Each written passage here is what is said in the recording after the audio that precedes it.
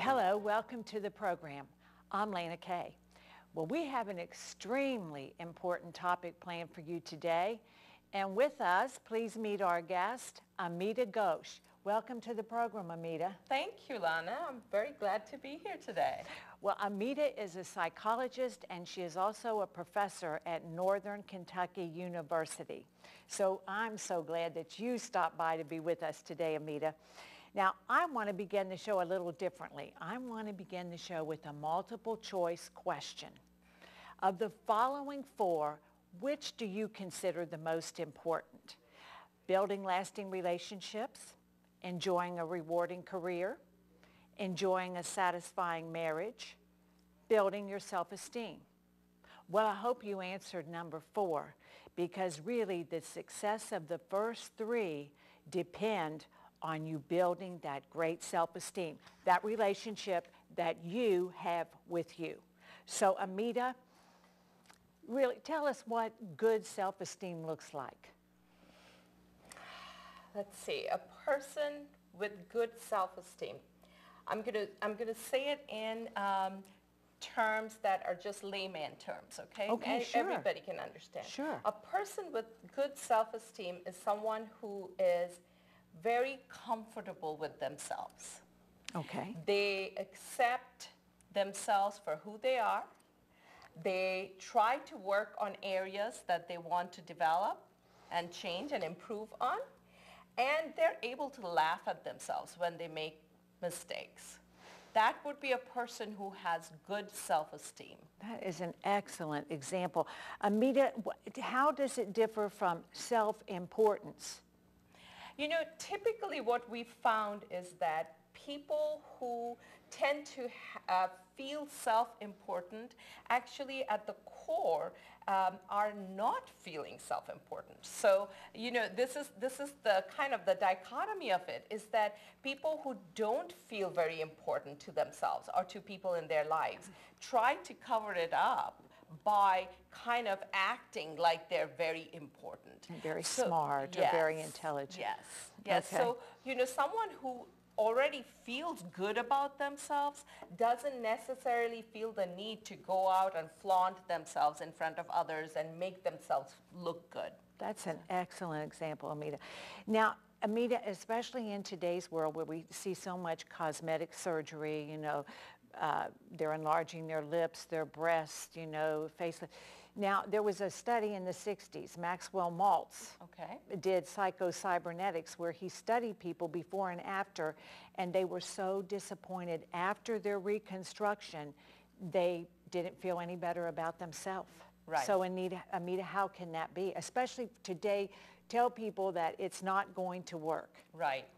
Well, you know, I'm not going to say that people should stop doing any kind of plastic surgery or any, Procedure. reconstruction and things like that. You know, I think it is on individual choice. However, if you go into it with the idea that now you're going to feel better about yourself, then you may be wasting a lot of money, because just changing the outside is not going to change how you feel inside. Oh, that's so good. So, you know, yeah, you may look good and you might be able to fool others into thinking that you're feeling good, but deep down inside, you're probably still going to walk around with a lot of the insecurities. Some areas you might do better, but like I said, deep down inside, you're probably still going to have, Same person. Yes. That's what that study found out. Now, Amita, showing how important it is to feel good about oneself, women trapped in domestic violence, and they stay with that perpetrator because they don't feel good. Yes. They can't feel good about themselves, or they wouldn't be in that situation. Yes. Now, you know, research has shown that typically women who are in a domestic violence situation, and even if it's not physically violent, if it's a emotionally abusive situation and they continue to stay in it, and oftentimes people think, you know, why aren't they leaving? You know, they have a job, they have, you know, freedom, they should leave. It goes so much beyond just the bare, minimum of, roof and food. It's not that. Typically what we've seen is that women who end up in a relationship like that have possibly had a childhood where there's been some abuse or trauma, and it doesn't have to be something, terrible. It doesn't have to be sexual abuse or anything like that. They may have grown up in an environment where they observed that women are being put down. So they grew up learning that that's okay, that's how it is, that's what marriage is supposed to be like. And then they grow up, they stay, and they actually end up attracting men who will do the same thing to them.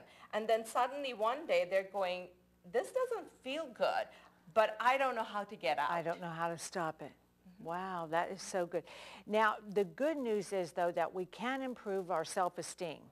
And Amita has some steps that she would like to share with us about what you can begin doing to improve that self-concept, which is so, so important. So, Amita, why don't we talk about your first step? Sure. Excellent. There was a saying that I think Socrates came up with it, and it says, an unexamined life is not worth living. And I truly believe in that, because I believe that we need to be aware and conscious of the life that we are living.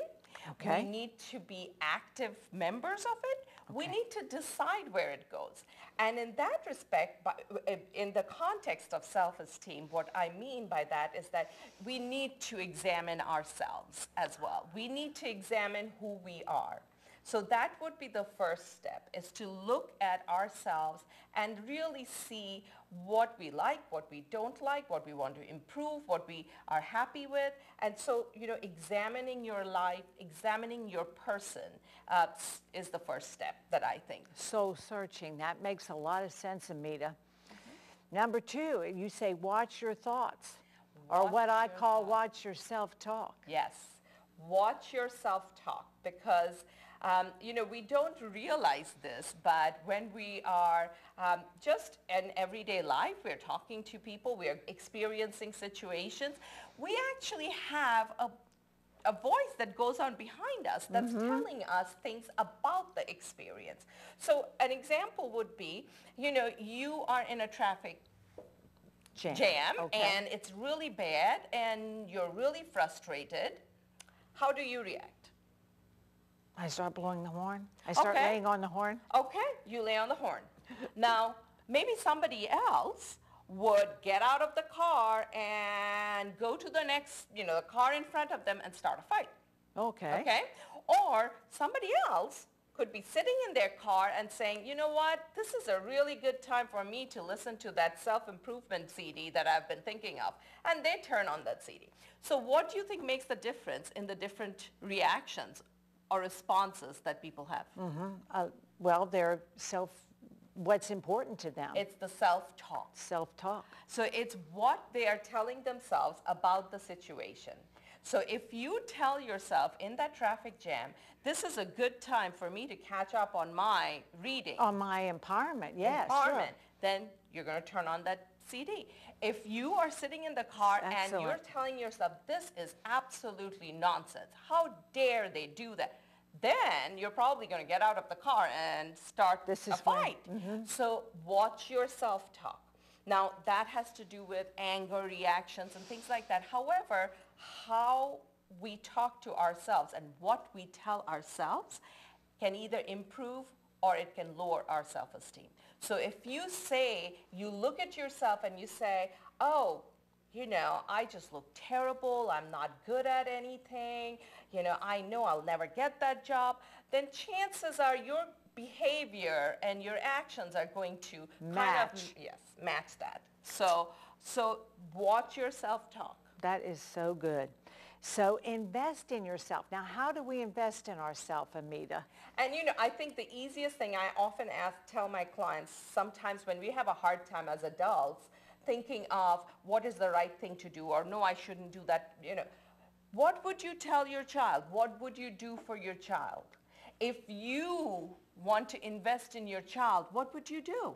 You would say, I think my child needs to be educated. I think my child needs to eat healthy. I think my child needs exercise. Well, why does that have to change for you? Well, sure. So we're going to do the same thing for ourselves that we would do for our child. Yes. Okay, that's great. So invest in yourself as if you're investing in your child. Not to say that you're going to take your child out of ballet class so you can go to ballet. That's not what I'm saying. Right, But, right. you need to... Well, you evaluate Yes. them, evaluate yourself. Yes. And you're be as invested in your own self-development and growth. Okay, now devote effort and time in doing something you are really good at. Yes. Even though you're not paid for that activity. No. Okay, so no. give us some examples. So, when we were children and we could recite a poem, what do you think happened at family dinners when your grandparents came over? Oh, come recite that poem. Sure. And you recited that poem and everybody clapped and everybody said how wonderful you were. And that made us feel great. Yes. Okay. So don't stop doing that just because you're an adult. You don't have to recite a poem. But if you're good at something, then go out and do it. Mm-hmm. It could be play the piano at the family get-together, Absolutely, sing. It could be, you might be really good at just talking to people. Then go to the nursing home and talk to the people. Mm-hmm. Do whatever you're really good at so that you can allow yourself to shine. This is different from being boastful. Yes. It's more yes. enjoyable than being boastful. And We're it's enjoying also ourselves. kind of a part of sharing. Okay. That's excellent advice.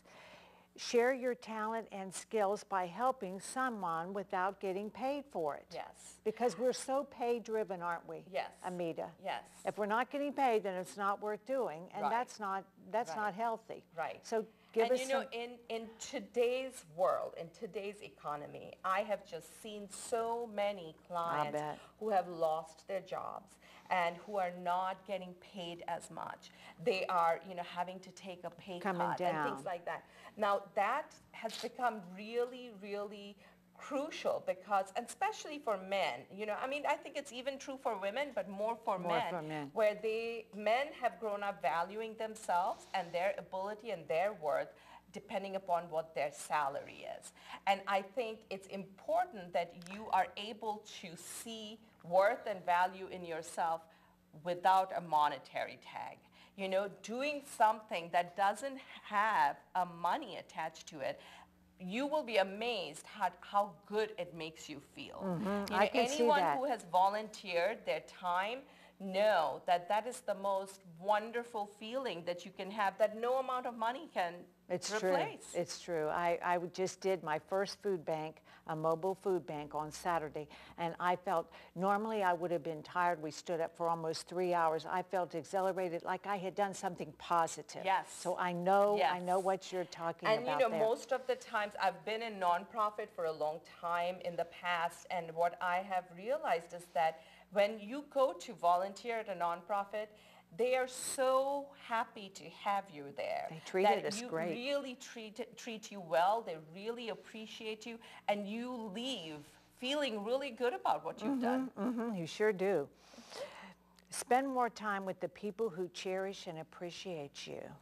Here's another quote, one of my favorite quotes, and it is, "Be with those who help your being."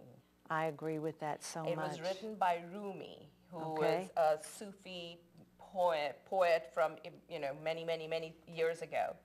And what that means is it's important to surround yourself with friends, families, co-workers who truly make you feel good about yourself, who add to that bucket of positivity in your life. Because, in life, you're going to have lots of things that's going to take away from that. Yes. You're going to have stress. You're going to have traffic jam. You're going to have bills. You're going to have health issues. You're going to have neighbors who are too loud. There are lots of things. You need to have people that add to the positivity in your life so that it balances it out. You have come up with just some great steps, Amita. Stop comparing yourself with others. Yep. Oh, that is tough because we subconsciously almost do it, don't we? Yes. She's prettier than me, Yes. they're richer than me, Yes. they're smarter Yes. than me, and that And doesn't, you know what? that doesn't work. No, and I'll be honest. I mean, every one of us does it. And there's a good thing about it because, you know, it allows us to be competitive, to Sure. work hard, to achieve.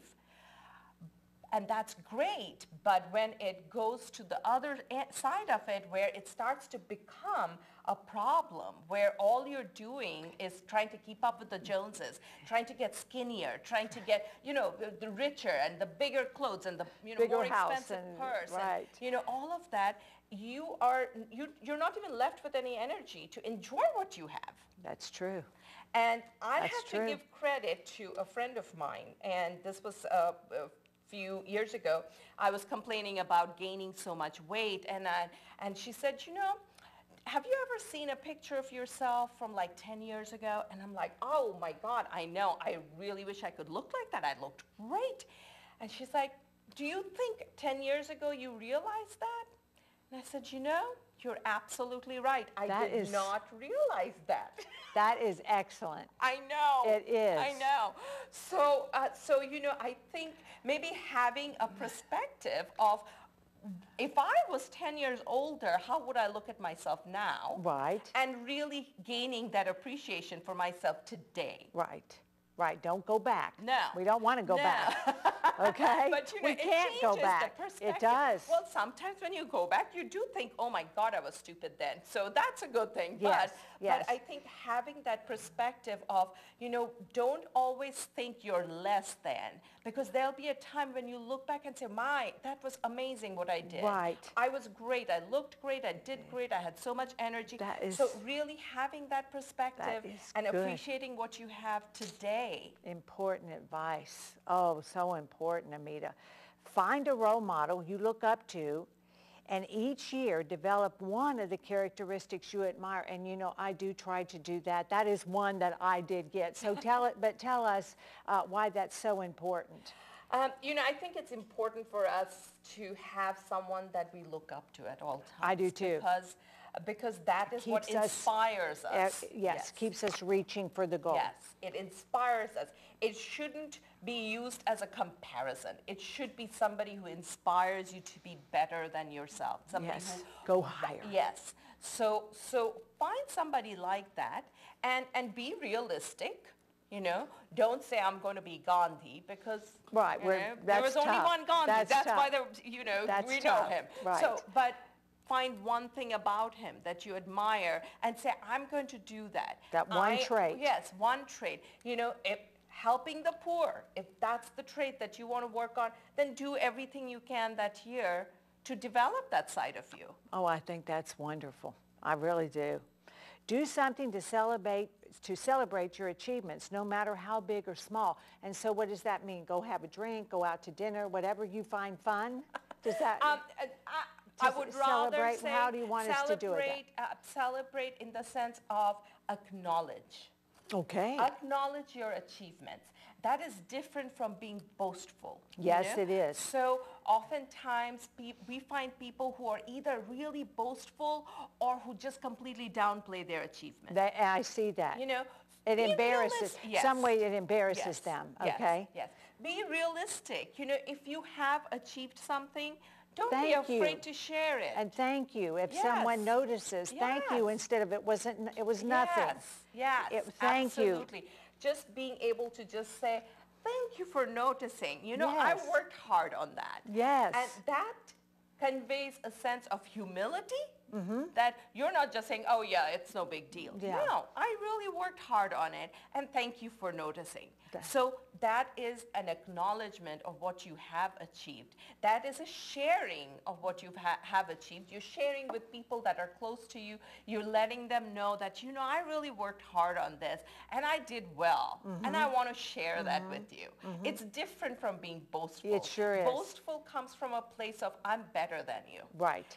We never want to do that. No. That's ugly. But I think this comes from a place of I'm doing better than I thought I would. Yes. In my own assessment Yes. of who I am. Yes. Well, we're esteeming, as we talked at the first of the show, it's you esteeming you. Yes. In a healthy way. Yes. And not just passing it off in Yes. embarrassment. I think that's excellent. Learn to laugh at yourself. Don't take everything so seriously. And I think that's the best. I think that is the most important I do one. too. Most important one. I think that we tend to take ourselves too seriously sometimes. And you know, it's okay. Acknowledge that you're human. Acknowledge that you're going to make mistakes. You're going to fall on your face, and you're going to pick yourself back up, and you're going to learn a lesson from it. Because if you've learned a lesson from it, then it was not lost. That's so good. That is so excellent. Amita, we're almost out of time. It flew by so quickly. Is there anything you'd like to add before we go that you would like the viewers to know? I am in private practice in Northern Kentucky, and I do accept a lot of major insurance companies, and also self-pay clients. So if you're looking to improve yourself, if you're looking to help your family or your relationships, please feel free to give me a call, and I'll be happy to talk to you on the phone and possibly set up an appointment. Amita, thank you for sharing this. Wasn't this a great show? I told you it would be. We got invaluable information today. Her information will follow. If you'd like to talk to her privately, it will follow. And I hope you learned as much today as I did. Again, been speaking with Amita Ghosh, psychologist. So as always, you be happy and you keep smiling, and I'll see you soon.